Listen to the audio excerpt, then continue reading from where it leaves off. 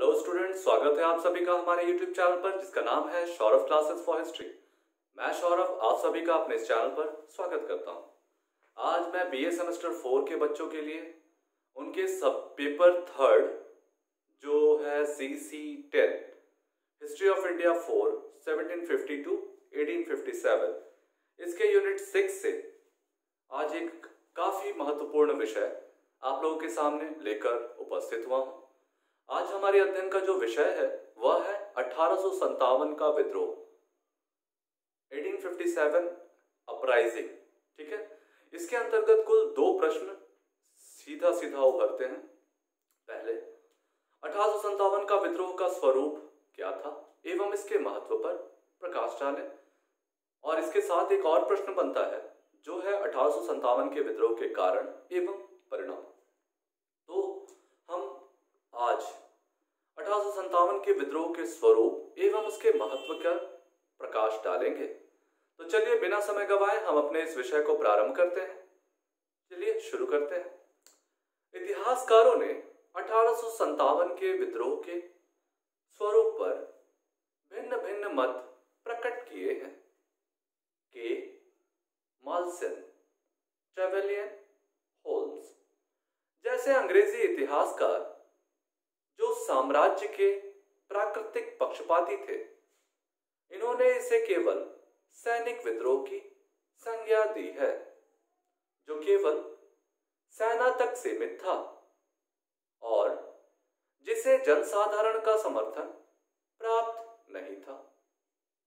समकालीन कुछ भारतीय विचारकों जैसे जीवनलाल, दुर्गादास, अहमद खां ने भी इसे सैनिक विद्रोह की संज्ञा दी है। कुछ लोगों ने इसे ईसाईयत के विरुद्ध धार्मिक युद्ध की संज्ञा दी है अथवा श्वेत एवं कालों के बीच सर्वश्रेष्ठता के लिए संघर्ष बताया है। कुछ लोगों ने इसे पाश्चात्य तथा पूर्वी सभ्यता एवं संस्कृति के बीच संघर्ष बताया। कुछ लोगों ने इसे अंग्रेजी शासन उखाड़ फेंकने के लिए हिंदू मुस्लिम षड्यंत्र का नाम दिया तथा कुछ राष्ट्रवादियों ने इसे सुनियोजित राष्ट्रीय आंदोलन से संबोधित किया है। सर जॉन लॉरेंस और सीले के अनुसार यह केवल एक सैनिक विद्रोह था तथा अन्य कुछ भी नहीं। सीले के अनुसार 1857 का विद्रोह पूर्णतः देशभक्ति रहित और स्वार्थी सैनिक विद्रोह था जिसमें ना तो कोई स्थानीय नेतृत्व था और ना ही इसे सर्वसाधारण का समर्थन प्राप्त था। परंतु यह व्याख्या ठीक नहीं लगती। निसंदेह यह विद्रोह एक सैनिक विद्रोह के रूप में आरंभ हुआ था, परंतु सभी स्थानों पर यह सेना तक सीमित ना रहा। सभी सेनाओं ने भी विद्रोह नहीं किया। सेना का कुछ भाग सरकार की ओर से लड़ा। विद्रोही जनता के प्रत्येक वर्ग से आए थे। रीन्स का कथन है कि यह धर्मांधों का ईसाइयों के विरुद्ध युद्ध था। यह भी कहना बहुत कठिन होता है। विद्रोह की गर्मी में भिन्न भिन्न धर्मों के नैतिक नियमों का लड़ने वालों पर कोई नियंत्रण नहीं रहा। दोनों दलों ने अपनी अपनी जातियों को छिपाने के लिए धर्म ग्रंथों का आश्रय लिया। ना ही यह जातियों का युद्ध था। यह सत्य है कि भारत में श्वेत अथवा गोरे लोग एक और थे, परंतु सभी काले अर्थात भारतीय दूसरी ओर नहीं थे। कंपनी की सेना में काले अर्थात भारतीय सैनिकों की संख्या अधिक थी जिन्होंने विद्रोह को दबाने में महत्वपूर्ण भूमिका का निर्वहन किया था। वास्तव में यह कहना ठीक होगा कि यह विद्रोह काले विद्रोहियों और काले लोगों द्वारा समर्थित गोरे शासकों के बीच युद्ध था। टी.आर. होल्म के अनुसार यह बर्बरता और सभ्यता के बीच युद्ध था। परंतु इस विचारधारा से भी संकीर्ण जाति भेद की गंध आती है। विद्रोह में दोनों ही पक्ष जातियों के दोषी थे। यदि दिल्ली, कानपुर और लखनऊ में कुछ भारतीयों ने यूरोपीय स्त्रियों और बच्चों की हत्या की थी, तो अंग्रेजों ने भी कई स्थानों पर वैसे अपराध किए थे जो भारतीयों से भी अधिक बर्बर और जघन्य थे। वास्तव में दोनों ओर से प्रतिशोध की भावना ने मनुष्यों को अभिभूत कर दिया था। कोई भी राष्ट्र अथवा जाति इस प्रकार का अत्याचार करती है तो वह सभ्य कहने का दावा नहीं कर सकती। डिज़रायली, जो इंग्लैंड में समकालीन रूढ़िवादी दल के प्रमुख नेता थे, ने इसे एक राष्ट्रीय विद्रोह कहा है। उनका विचार था कि विद्रोह एक आकस्मिक प्रेरणा नहीं थी, अपितु सचेत संयोग का परिणाम था और वह एक सुनियोजित और सुसंगठित प्रयत्नों का परिणाम था जो अवसर की प्रतीक्षा में थे।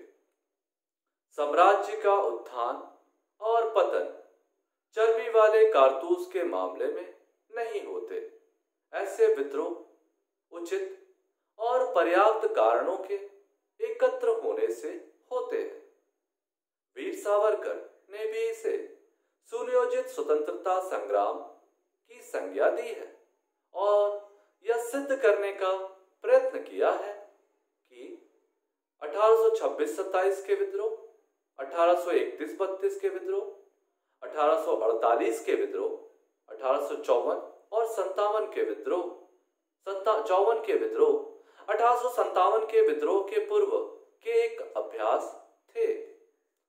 दो आधुनिक विशिष्ट भारतीय इतिहासकार मजुमदार और डॉक्टर सेन ने समस्त उपलब्ध राजकीय तथा अराजकीय आलेखों का विस्तृत अध्ययन किया है।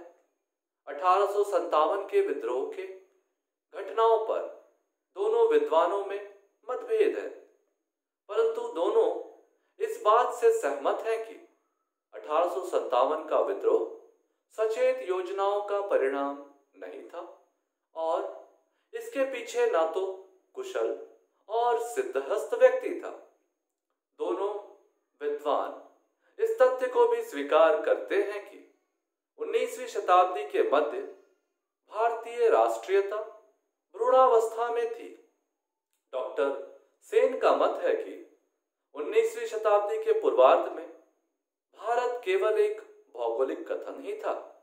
1857 में बंगालियों, पंजाबियों, महाराष्ट्रियों, मद्रासियों आदि ने कभी यह अनुभव नहीं किया था कि वे एक राष्ट्र के सदस्य हैं। इनके कोई राष्ट्रीय नेता नहीं थे। इनके नेताओं में आपसी द्वेष, ईर्ष्या, कलह की भावना थी, जिसके कारण वे लगातार एक दूसरे के विरुद्ध षड्यंत्र कर रहे थे। जनसाधारण भी अच्छी स्थिति में नहीं था। इनकी बहुसंख्यक जनता तटस्थ और उदासीन रही। राष्ट्रवाद को आज हम जिस अर्थ में लेते हैं, उस समय तक देश में यह व्यवस्था नहीं आई थी, इसलिए इसे राष्ट्रीय आंदोलन कहना ठीक नहीं है। डॉक्टर मजुमदार के अनुसार सैनिकों के व्यवहार और आचरण में कुछ भी ऐसा नहीं था जिससे हम यह विश्वास करें अथवा स्वीकार कर लें कि वे देश प्रेम से प्रेरित हुए थे, अथवा यह कि वे अंग्रेजों के विरुद्ध इसलिए लड़ रहे थे कि वे देश को स्वतंत्र करा सके। इसके अतिरिक्त मजुमदार ने एक और तथ्य पर भी ध्यान आकर्षित करवाया है कि इस विद्रोह का राष्ट्रीय महत्व अप्रत्यक्ष और उत्तरकालिक था। वे लिखते हैं कि यह कहा जाता है कि जूलियस सीजर जीवित के स्थान पर मरा हुआ अधिक शक्तिशाली था। ठीक यही बात 1857 के विद्रोह के बारे में भी कही जा सकती है। इसका वास्तविक स्वरूप कुछ भी क्यों ना रहा हो, परंतु शीघ्र ही यह अंग्रेजी सत्ता के लिए चुनौती बनकर रह गया। इस प्रकार से हमने विभिन्न विद्वानों के मतों के आधार पर इसके स्वरूप पर प्रकाश डाला। इसके स्वरूप को देखने से यह साफ प्रतीत होता है कि 1857 का विद्रोह ना तो सिपाही विद्रोह था, ना ही एक सुनियोजित स्वतंत्रता संग्राम थी। दरअसल यह भारतीयों के मन में दबे द्वेष का नतीजा थी, जो कई कारणों की वजह से उनमें जमा हो रहे थे और एकाएक यह सिपाही विद्रोह के साथ ही प्रस्फुटित हो पड़े। यद्यपि इस विद्रोह में सभी सिपाहियों ने भी विद्रोह नहीं किया। कई सिपाही ऐसे भी थे जो अंग्रेजों के साथ हिंदुस्तानियों के विरुद्ध लड़े थे, तो इसे सिपाही विद्रोह भी नहीं कहा जा सकता।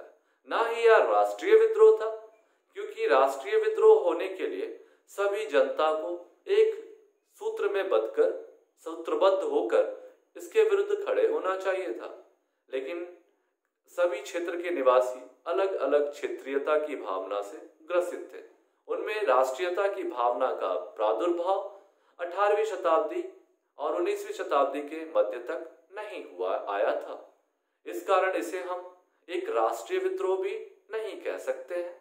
लेकिन आधुनिक इतिहासकारों के तथ्यात्मक अवलोकन के पश्चात उन्होंने जो निष्कर्ष निकाला है कि यह विद्रोह न केवल इसका जो महत्व है वह राष्ट्रीय महत्व था, बल्कि यह अप्रत्यक्ष और उत्तरकालिक भी था। कहने का तात्पर्य यह है कि इस विद्रोह का स्वरूप जो भी रहा हो, लेकिन शीघ्र ही यह आगे चलकर राष्ट्रीय महत्व का बन गया, क्योंकि इसने भावी राष्ट्रीय आंदोलनों के लिए प्रेरणा स्रोत का कार्य किया। तो हम आज इस विषय को यहीं समाप्त करेंगे। हम उम्मीद करते हैं कि 1857 के विद्रोह के स्वरूप एवं महत्व से संबंधित प्रश्न आने पर आप इसका अच्छे से वर्णन कर लेंगे। हम इसके अगले वीडियो में आपको 1857 के विद्रोह के कारण एवं उसके परिणामों पर संक्षिप्त रूप से एवं विस्तार पूर्वक चर्चा करेंगे। तो आज के लिए हम अपने इस विषय को यहाँ समाप्त करेंगे।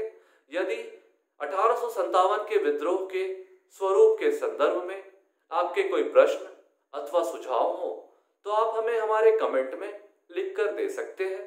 हम उनको यथाशीघ्र जवाब देने का प्रयत्न करेंगे। आज के लिए बस इतना ही। फिर मिलते हैं आपसे अगले क्लास में।